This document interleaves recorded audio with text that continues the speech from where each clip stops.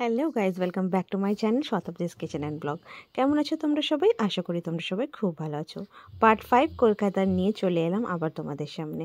তো আজকে দেখতেই পাচ্ছ বিয়েবাড়ি থেকে একটু সরে আমরা আবার কোথাও বেরিয়ে গেছি। ইয়েস, আজকে যেহেতু কালকে রাতে যেহেতু বিয়ে শেষ হয়ে গেছে, তো ভাবলাম চলো আজকের দিনটা আজকে আমরা কোথাও বেরিয়ে আসি।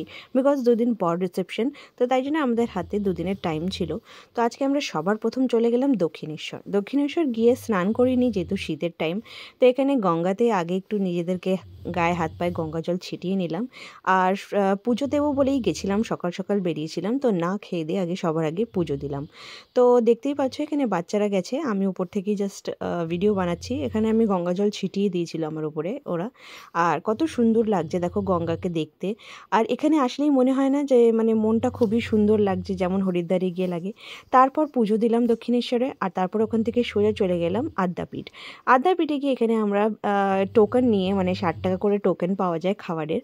আর তারপরে আমরা চলে গেলাম ওখানে খাবার খেতে।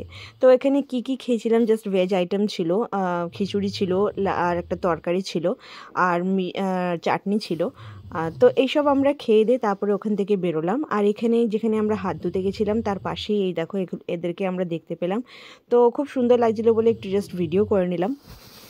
তারপরে ওখান থেকে আমরা সোজা বেরিয়ে গেলাম বেলুড় মঠ যাবো বলে। তো বেলুড় মঠের জন্য যেহেতু তোমরা জানোই যে দক্ষিণেশ্বর থেকে বেলুড় মঠ যেতে গেলে সে বোটে করে যেতে হয়। তো আমরা এখানে বোটের টিকিট নিয়ে নিয়েছি, আর এখানে আমরা ওয়েট করছিলাম। তো ভাবলাম চলো তোমাদের একটু এদিক ওদিক দেখিয়ে দিই। আর কতটা রাশ ছিল দেখতে পাচ্ছ, কতজন একটা বোটে উঠবে। আর বাচ্চারা খুব বলছিল বোটে চড়বো কেন, বিকজ ওরা ফার্স্ট টাইম চড়বে বোটে। তাই জন্য আমি ওদেরকে বললাম চলো কোনো ব্যাপার না, আমরা একবারে বেলুড় মঠটা হয়ে দেখে তারপরে চলে যাব। যেহেতু বিকেলবেলা আমার বোনের আজকে বিদায় হবে, বিদায় কি বলবো বাংলায়, আজকেও চলে যাবে নিজের শ্বশুর বাড়ি। তো তাই জন্য আমাদেরকে এখান থেকে তাড়াতাড়ি করে ফ্রি হয়ে বেরোতে হবে। তো দেখতেই পাচ্ছ বোটের উপর উঠে পড়েছি। তো বাজে প্রায় এখন 2:30 থেকে 3টে। তো ভাবলাম বেলুড় মঠটাও দেখিনি, যেহেতু বেলুড় মঠটা 4টের সময় খোলে, আমরা ভাবলাম তার আগে আমরা পৌঁছে যাব। তো আমি বোটের মধ্যে থেকে দেখো একটু ভিডিওস করেছি।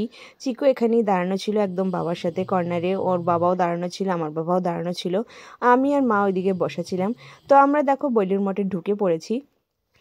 আর বেলুড় মঠেও আমরা জাস্ট বেশিক্ষণ আমাদের ওয়েট করতে হয়নি, জাস্ট আমরা হাঁটতে হাঁটতে গেট খুলে দিয়েছিল ওরা।